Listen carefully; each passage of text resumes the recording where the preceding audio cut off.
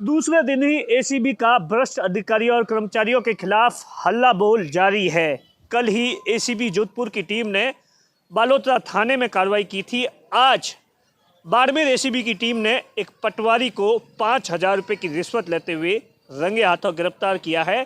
और जब ये कार्रवाई हुई, इसी दौरान पटवारी की तबीयत बिगड़ गई और पटवारी को अस्पताल लाया गया, जहां पर डॉक्टरों से पटवारी की जांच करवाने के बाद में दवाई दी गई।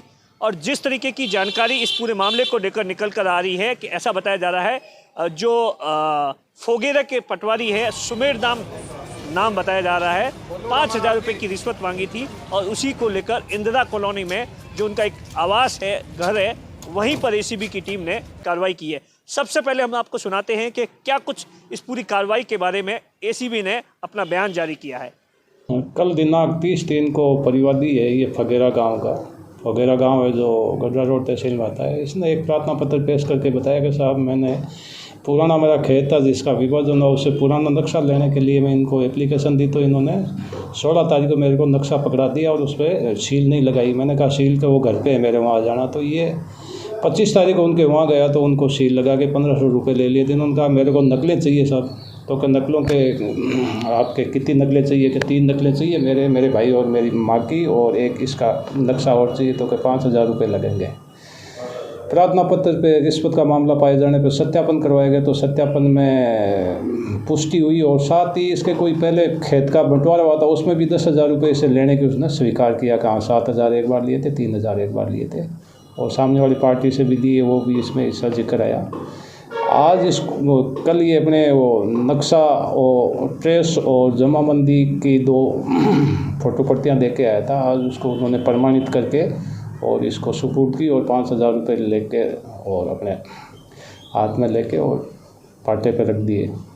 इशारा किया, मौके पे पहुँचे और इसको रंगे हाथ गिरफ्तार करके आगे की कार्रवाई है। इसने जो कल ये नकलें दे के आया था, जो हमारे यहाँ से लेके गया था फोटो कॉपियाँ, उस पर इसने तारीख 23 और 26 में साइन किए हैं और उसमें जो नंबर भी डाले हैं, जो रजिस्टर होता है उसके भी, उस रजिस्टर में कहीं अंदर नहीं, ये नंबर भी फर्जी डाले हैं। कार्रवाई के बाद हाँ, उसने कहा मेरे को बेचैनी की शिकायत है, जिसके उसके स्वास्थ्य का ध्यान रख के हॉस्पिटल ले जाया गया। डॉक्टरों से चेक कराया, डॉक्टर साहब ने कहा एंजाइटी है और कुछ नहीं, इसके नॉर्मल है सब। ECG भी करवाया गया और BP भी लिया गया और कुछ मेडिसिन भी कही है दे देना आपको। ठीक है, आगे की कार्रवाई चल रही है।